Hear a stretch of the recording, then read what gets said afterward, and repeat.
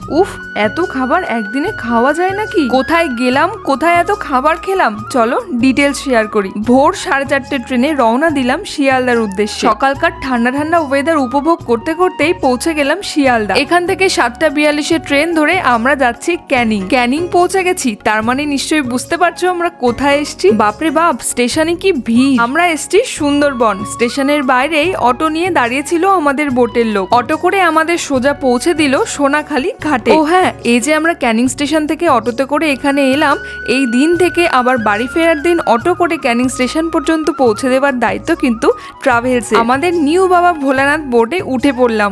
বোটে উঠেই নাকে গন্ধ এলো লুচি ভাজা। ব্রেকফাস্টে আমাদের ছিল লুচি, আলুর দম আর একটা রসগোল্লা, তাও আবার যা চাই। একটু পরে চলে এলো চা। সারাদিনে যে কতবার চা খেলাম। তারপর আবার হাতে দিয়ে দিল একটা করে মাজা। এত কিছু খাওয়া দাওয়া, তার সাথে প্রাকৃতিক সৌন্দর্যের অনুভূতি, জাস্ট কথাই হবে না। তারপর একটু কাকুর বোট চালানো দেখছিলাম। মাছ ভাজার গন্ধ পেতেই নিচে গিয়ে দেখলাম আমোদি ফ্রাই হচ্ছে। কড়া কড়া আমোদি মাছের ফ্রাই হাতে ধরিয়ে দিল, সাথে একটু সস দিয়ে। নদীর মধ্যে দিয়ে চলন্ত বোটে বসে এরকম একটু পরে পরে খাবার খেতে কিন্তু বেশ ভালো লাগছিল। তার সাথে একই ট্রাভেলসের দুটো বোট যখন পাশাপাশি যাচ্ছিল, সেটা দেখতে আরো ভালো লাগছিল। বোটে বসে বাইরের দৃশ্যটা উপভোগ করতে করতে আমরা চলে এলাম গোসাবা ফেরিঘাটে। একটা বোট ঘাটে দাঁড় করাতে কতটা পরিশ্রম হয় এই কাকুদের। জানো তো, আমরা এত সুন্দর সময় সুন্দর বনে এসছি।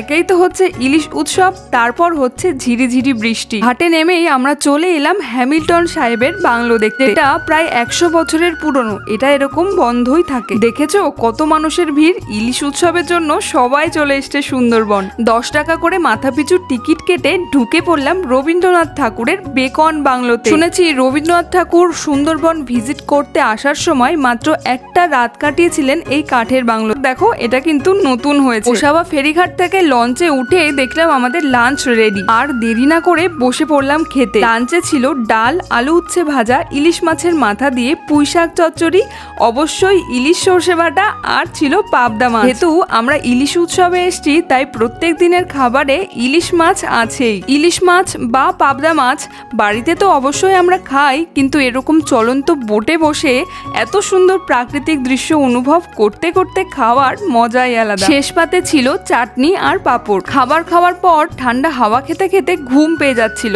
হাতে চলে এলো ডাসা ডাসা পেয়ারা। আমাদের সাথে এই শালিক পাখিটাও আছে আমাদের বোটে। খাওয়া দাওয়া সারতে সারতেই আমরা চলে এলাম পাখিরালা ঘাটে। এখানেই একটা হোটেলে আমরা 2 দিন থাকবো। একটু রেস্ট নিয়েই সন্ধ্যাবেলা আমাদের হাতে ধরিয়ে দিল চাউমিন, আর সাথে ছিল ঝুমুর নাচ। তোমাদেরকে বলে দিই, আমরা এসছি ভ্রমণ সাথী ট্রাভেলসের সাথে।